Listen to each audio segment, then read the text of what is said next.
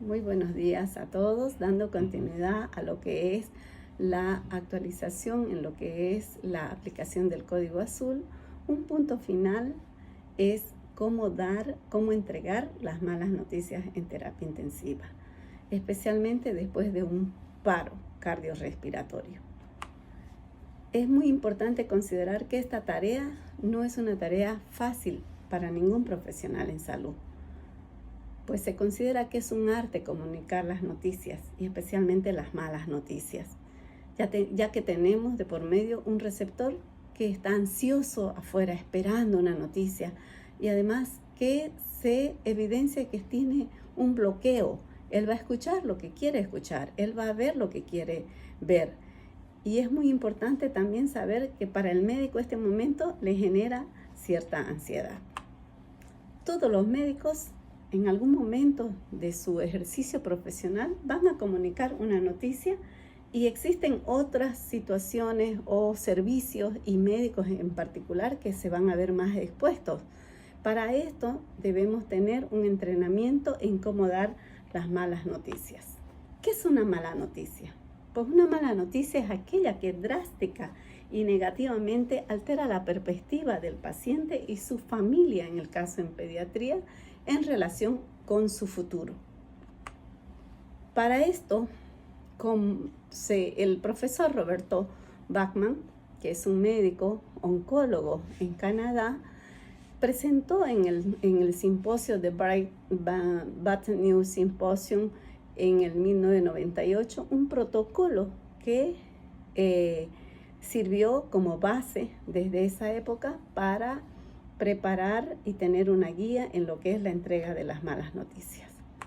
Frecuentemente el profesor Bachman se vio en su ejercicio en el tema de cáncer enfrentado a estas situaciones y le generaba estrés y veía también cómo tenían a diario que enfrentarse a estas situaciones, así que ideó y realizó y elaboró este protocolo.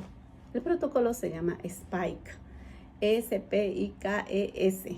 Es una sigla en inglés que cada letra corresponde a un protocolo que si lo seguimos correctamente y lo adaptamos a nuestras necesidades y a nuestro medio, nos va a servir de mucha guía para tener en cuenta de qué manera nosotros podemos llevar adelante de manera eficiente esta entrega de esta mala noticia. En primer lugar está la S, que es el setting, que es el ajuste a la entrevista. La P es el patient perception, que es la percepción sobre el paciente que vamos a tener. La invitación es el momento en que vamos, una vez ya preparado todo el ambiente, vamos a invitar a la familia a darle la noticia. Y el conocimiento, pues cada uno de estos pasos lo vamos a desglosar, pero es tener un conocimiento exacto de lo que vamos a dar y de qué paciente se trata y del tema que vamos también a abordar. Por último, la E es la exploración y empatía, que corresponde a cómo vamos a responder ante las emociones que va a generar esta entrega de esta noticia. Y por último, la S, que es la estrategia o el sumario. Este es un resumen ya de todo lo que nosotros vamos a hacer y cómo lo vamos a preparar. Tenemos en primer lugar el setting, que es en esta primera etapa, pues necesitamos contextualizar un espacio físico, el lugar más adecuado de nuestro hospital, el lugar más adecuado de nuestro servicio. Tiene que ser un lugar que tenga totalmente un ambiente totalmente adecuado como para tener un momento que no es fácil para nadie. Por último, vamos a encontrar también que es importante dentro de este contexto físico, que es tener el lugar, el profesional más indicado para dar esta noticia tiene que ser el que mejor conoce al paciente, el que más está al tanto de todo lo que ha sucedido, el que más en contacto ha estado con la familia y el que está preparado o entrenado para esto. Importante identificar también el tipo de paciente, en qué situación está el paciente. Entonces es muy importante que este lugar esté adecuado para que no haya interrupciones. Debemos apagar los celulares, evitar las cámaras, tenemos que tener testigos. puede venir nuestro residente, nuestra enfermera, nuestro jefe de servicio o algún colega. Es necesario, y no saben lo que va a servir en su momento, tener agua, tener unos pañuelos adecuados, también unos chocolates, una pastilla, un café muchas veces puede aliviar un momento tenso. Tiene que ser un lugar privado, tenemos que estar también sentados al mismo nivel. Esto en lo que es comunicar, el tener el contacto visual con la persona, el poder comunicar más con nuestro cuerpo. Este contacto acerca más a las personas y genera también más confianza. Es muy importante recordar que esta noticia no se da en los pasillos, que es muy importante que la persona que va a recibir la noticia esté acompañada por otra persona, ya que esta persona, por la ansiedad, por el miedo, por todo lo que está generando esta situación, está bloqueado sensorialmente. Pero la otra persona que lo acompaña, sea la de su mayor confianza, está obviamente con mayor apertura para recibir la información. Es muy importante también ser muy amable, ser cortés, hay que demostrar interés y respeto. La conducta del médico y su comportamiento es vital para permitirle al paciente sentirse bienvenido, valorado y respetado. Eso es muy importante. Salude adecuadamente, pregunte cómo se encuentra hoy, qué tal, cómo se siente, está bien para que hablemos un rato, viene con alguien. Invitar a que pueda estar en un momento que se sienta cómodo. La segunda etapa es la percepción. Averigüe usted qué tanto sabe él del paciente. Puede preguntar al familiar, decir, ¿qué piensa usted? ¿Cómo lo vio a su niño? ¿O qué piensa de acuerdo a cada situación en particular? ¿Cómo ve usted? ¿Qué sabe de la enfermedad de su niño? ¿Tenía alguna información antes de cómo iba a nacer, por ejemplo? ¿Qué le han dicho sobre su niño? ¿Usted ya lo vio a su niño? ¿Qué tan grave lo ve usted? Hay que recordar que el paciente puede tener acceso a información y ahora mucho más, ya se ha leído todas las páginas y muchas veces es importante que evitemos dar mensajes contradictorios entre los profesionales. El médico de turno que estaba anoche habló con usted, ¿sí? ¿Le dijo algo? ¿Está de acuerdo? ¿Tiene alguna opinión acerca de cómo ve a su niño? Permitirle hablar nos va a permitir entrar en escena. Pero primero, incluso muchas veces tener una idea muy clara de qué tanta expectativa o de qué tan seguro o de qué tan informado está el paciente. El padre, mejor dicho. La tercera etapa es la invitación. Encontrar qué y cuánto el paciente quiere saber es muy importante analizar. En el caso, obviamente, de los niños, generalmente es a los padres que le damos la información o los tutores. Entonces, es muy importante saber qué tanto ellos quieren saber. Dosificar la información nos va a permitir no hablar de más o también no quedarnos con una información muy corta, ¿verdad? Es importante preguntar también en esta invitación que vamos a tener, esta reunión, ¿a usted le gustaría saber detalles? ¿Tiene alguna cosa que informarnos? ¿Usted quiere saber más de lo que tiene su niño? ¿O usted tiene bien clara cuál es la situación? Entonces es muy importante en esta etapa de la invitación tener en cuenta que cuando el paciente vamos a permitirle que hable, él va a poder expresar y nosotros tener una capacidad de escuchar, ¿verdad? La cuarta etapa sería el conocimiento. El conocimiento es compartir la información. Aquí tiene un doble papel. Que el paciente conozca su proceso y realizar un diálogo terapéutico. Por eso también se habla de que la noticia es el primer acto terapéutico. Si lo damos adecuadamente, vamos a poder abrir y disipar muchas dudas y vamos a lograr que esa persona pueda empezar este camino, este proceso de asimilación de lo que pueda suceder o lo que está sucediendo de una manera que se sienta acompañado también y seguro de lo que está sucediendo. En cuanto a compartir la información, es siempre decir la verdad. Es importante alinearnos nosotros con relación a la información que tiene el paciente. debemos ser conscientes de que por ley este paciente o los padres tienen derecho a tener la información, pero también tienen derecho a tomar sus propias decisiones en relación a la información. La quinta etapa se refiere a las emociones, que son la empatía y cómo vamos a manejar los sentimientos del paciente. Muy importante identificar y reconocer las reacciones del paciente, pues eso nos va a permitir analizar previamente a qué tipo de persona nosotros vamos a dar la información. Cuando tenemos una entrevista previa, antes de hacer la cita para la noticia, el hablar con la persona nos va a permitir tener un acercamiento de qué tipo de persona estamos enfrentándonos. Es una persona tranquila, es una persona muy ansiosa, incluso el lenguaje no verbal, que es la postura, la actitud que tienen los padres, muchas veces ya nos va a dar luces a qué tipo de persona yo me voy a enfrentar en dar esta información. Entonces, tratemos de leer ese lenguaje no verbal de que se lee en el cuerpo, en las acciones, qué tanto cuida a su niño, qué tan cariñoso es cuando se acerca, qué tan asertivo es cuando hablo, qué tan ansioso está o qué tan agresivo está o qué amenazante puede presentarse. Entonces es muy importante conocer las emociones que están sucediendo en ese momento para nosotros prepararnos, para ver cómo reacciona el paciente, ¿no? Respetar también los silencios. Muchas veces la persona no quiere hablar, exigirle que hablen.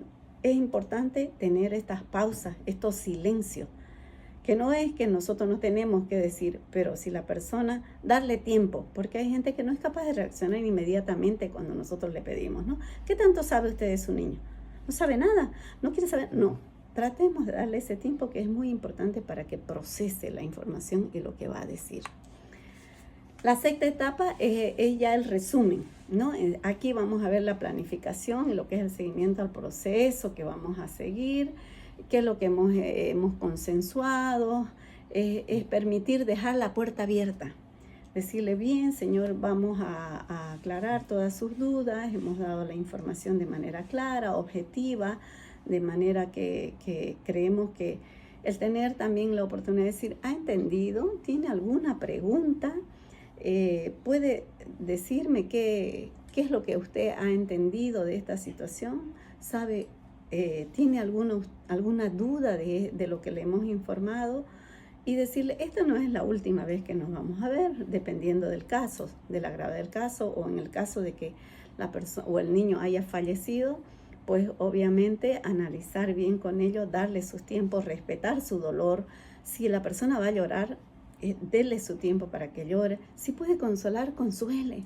Si puede ofrecer un vaso de agua, si puede ofrecer un dulce, puede ofrecerle pañuelo.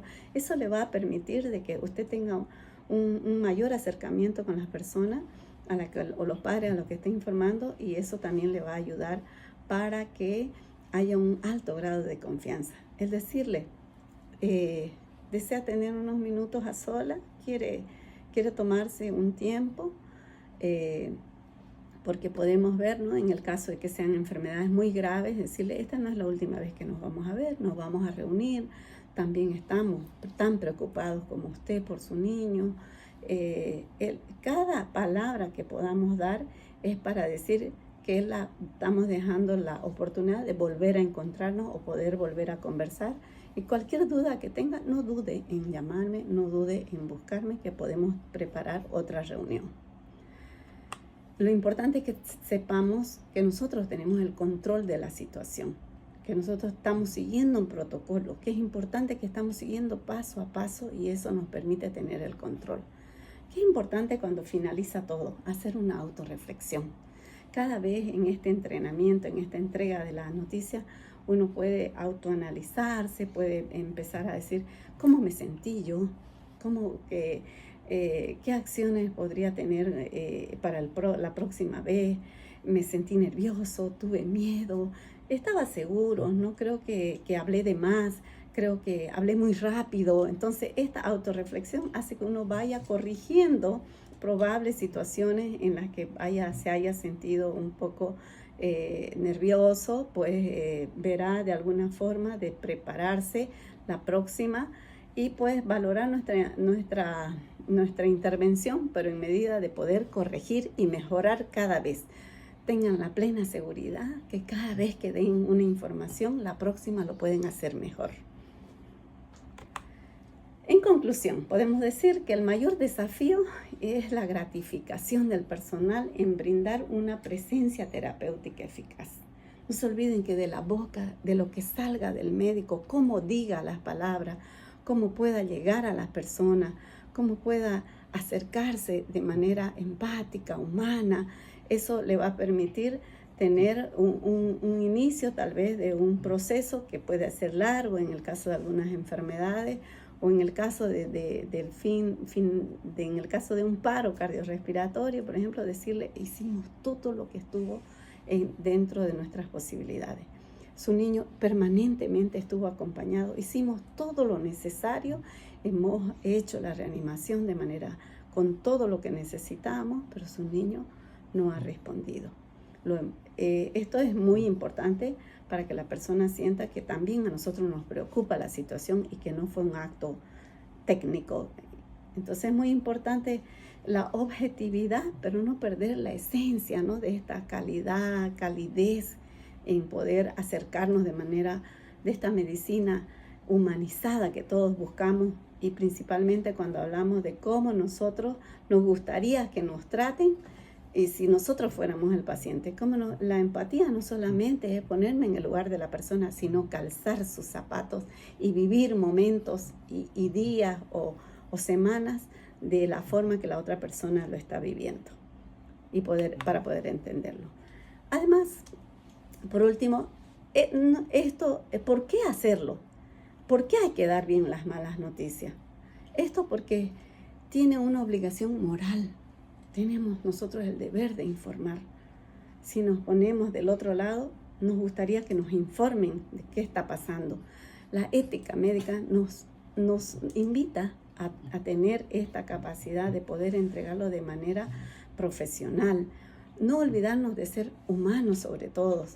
Por último, la parte legal nos va a permitir protegernos también dentro de lo que establecen el código, las leyes de cómo se debe informar, y nos permite una protección legal para el momento, y religiosa, porque al fin y al cabo estamos tratando seres humanos con sentimientos y sabemos que al final solo Dios puede hacer lo imposible, ¿verdad?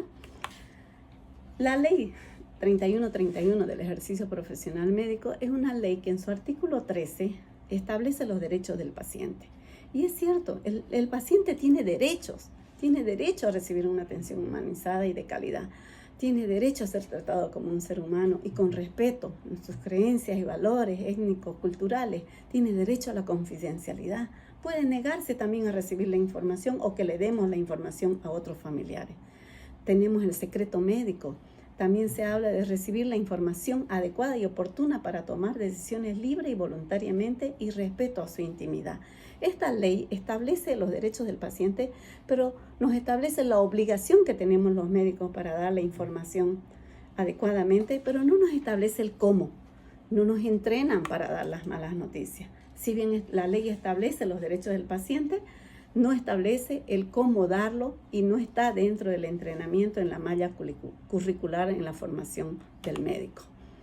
Por último, compartir con ustedes esta experiencia que tuve en un simposio realizado en Argentina, y tuve la oportunidad de conocer a la doctora Annie Jambier, que es una médica neonatóloga. Ella además es miembro de la clínica, de la unidad de ética clínica del St. Just del hospital en Canadá, y también es directora de un programa, de un máster en lo que es la ética clínica pediátrica en la Universidad de Montreal. Ella nos contó una experiencia increíble en lo que ella vivió en primera persona por ser madre de un niño prematuro, pero al mismo tiempo toda esta experiencia se volcó en entrenar a los médicos, a los residentes y médicos jóvenes en cómo abordar el tema y cómo dar la noticia. Ella escribió este libro que es Respira, Bebé Respira, que es en relación al tema de niños prematuros y cómo se vive esta experiencia, y pues tuve el gusto de compartir con ella y conversar sobre este interés que nació en mí de poder seguirme formando en esta área. Por último, quiero compartir con ustedes algo que he aprendido recientemente, que creo que es algo que nos va a cambiar totalmente nuestras situaciones de estrés y nuestros miedos. ¿De qué se trata? La psicóloga Gabriele Oftingen-Spielberg creó el método del WOOD. El WOOD es una sigla también. Ella es de la Universidad de Nueva York y la Universidad de Hamburg de Alemania. Ella define este método como una estrategia mental basada en la ciencia que combina el pensamiento positivo y la planificación realista para alcanzar metas y cambiar hábitos. ¿Qué es el WOOD? El WOOD, como les dije, esta sigla, el W es una sigla en inglés, pues dice que es el deseo. ¿Qué es lo que yo deseo? ¿Cómo deseo abordar este tema de comunicar las noticias? Vamos a ir adecuándolo a este tema. Y en todas las situaciones que ustedes gusten. El outcome es el resultado esperado. El obstáculo, la O del obstáculo, y la P del plan de acción para eliminar estos obstáculos. El WIS. En el caso de comunicar un ejemplo para comunicar las malas noticias, mi deseo es comunicar las malas noticias con mucha empatía, claridad y manteniendo la calma profesional. Cada uno de nosotros elaboramos nuestro deseo.